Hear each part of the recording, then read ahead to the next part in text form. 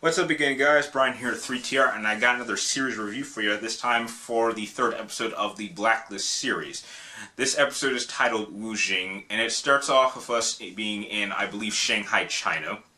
And we follow this guy in a suit who looks like a government agent, and he's carrying a laptop, and as he's driving away, he's attacked by a bunch of, I want to say, Chinese gangsters. They basically shoot him up, steal his laptop, cut his hand off, and then apparently when they retrieve and go back to their base or their headquarters or wherever the hell they are, they try to decode the message that apparently the agent was carrying, but they realize that they can't do that, and so they decide they're going to call Raymond in order to decode the message.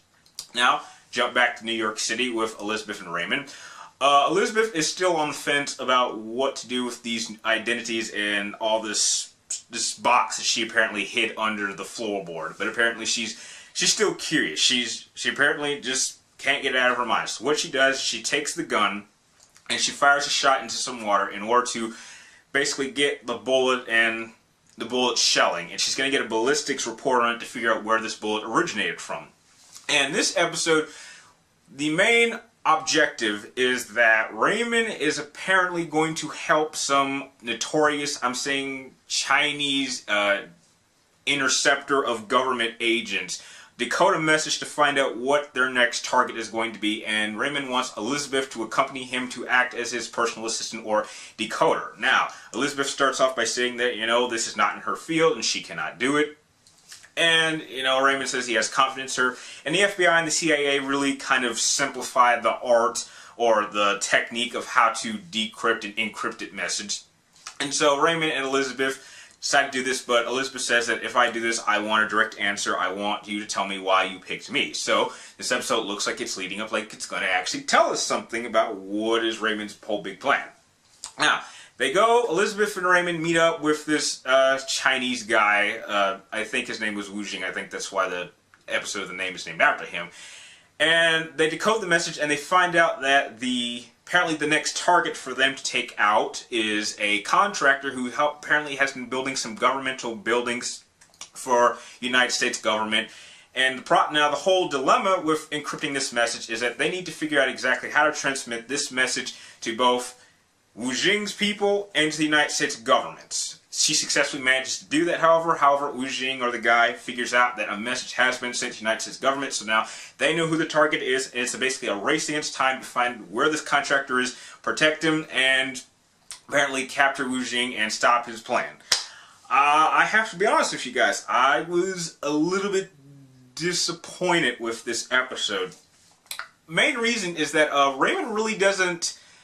He's really not the standout person for this episode. Everyone's kind of on a balanced area, and it really more focuses on what's really going on with Elizabeth. Now, what this episode really set up is that the more important elements that you really care about are the things that they spend very, very, very little time on. There are three specific events that take place in this episode which kind of hint on much bigger things that are going to happen.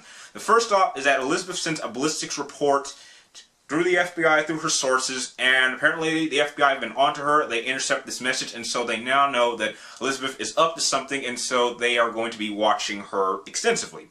Another thing that happens is that someone actually breaks into her house and bugs the entire place with microphones and cameras, so apparently there's some type of third party that is also going to be having eyes on Elizabeth as well. We don't know if this is the FBI, the CIA, the NSA, some other governmental party, some type of terrorist group, maybe it's Raymond's people. We don't know. So we have some unknown party keeping eyes on Elizabeth. And of course, we have Raymond, who obviously knows something about Elizabeth that he is not sharing. The main takeaway that we get between the two of them is that when the job is over and they actually manage, thanks to Elizabeth, she manages to plant this tracking device that she had on the car of Wu Jing, and that's how the FBI managed to capture the guy. And obviously the FBI and the CIA managed to save the contractor. But she basically asked Raymond, okay, why did you pick me? And our anticipation and our theories are somewhat confirmed, and he says, well, it's because of your father. And she says, did you know my father? And he kind of says a cryptic answer. He says, well, that's kind of a hard question to answer because that is a hard question to ask. So we don't really get a straight answer. All we know is I picked you because of who your father is.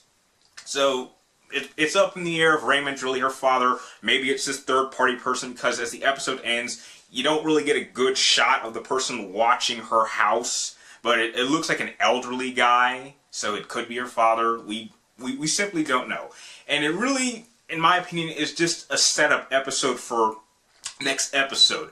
Nothing really significant happens. The Blacklist member, Wu Jing, really wasn't all that interesting, and in the end, it ended up being Elizabeth that actually managed to catch the person. We didn't really get to see any of Raymond's secret ability to be able to control the situation. He really, whenever there was like a tough situation, he basically just did it head on. He didn't try any of his usual tricks. And so we really didn't see the Raymond that we've been used to for these last 2 episodes, but hopefully that will pick up next Monday. So overall, if I have to give this episode a rating, I'm going to have to give it a 7. It'll keep your attention, but it's really not one of the episodes that you'll remember throughout this whole series. If you like this series review, please like, comment down below, and please subscribe to track me in my future movie, video game, series reviews, and video topics. And you can also press one of the links in the description down below to friend me on Facebook or follow me on Twitter to keep track of my activities. And like always, thank you guys for watching. You're awesome, and I'll see you next time.